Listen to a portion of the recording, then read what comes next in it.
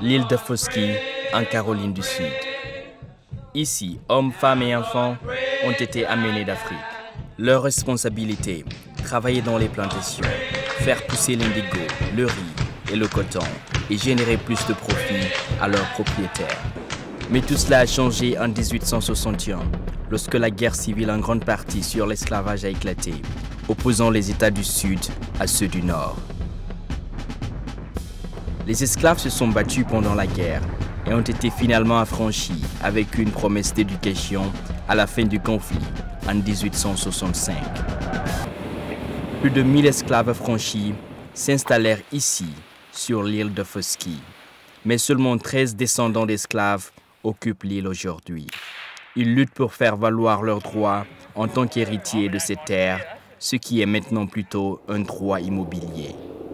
Ce phénomène a commencé dans les années 80, lorsque les propriétaires ont assisté à une hausse des impôts fonciers avec l'arrivée des stations balnéaires et des terrains de golf. There must be a way that they could address people who have always had their land, no fault of their own, been impacted by development. Alors qu'il était en 4e année de l'école primaire locale, il rencontra Dr. G. Hernan Blake, professeur en visite.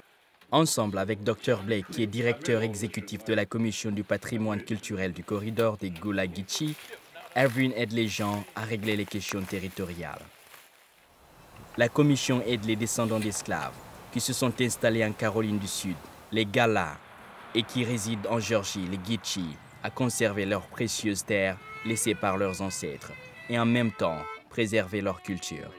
Pour garantir que les droits des personnes d'ascendance africaine comme les Gullah-Geechee sont protégés, leurs contributions reconnues, leur riche patrimoine culturel préservé, l'Organisation des Nations Unies a déclaré une décennie internationale de personnes d'ascendance africaine.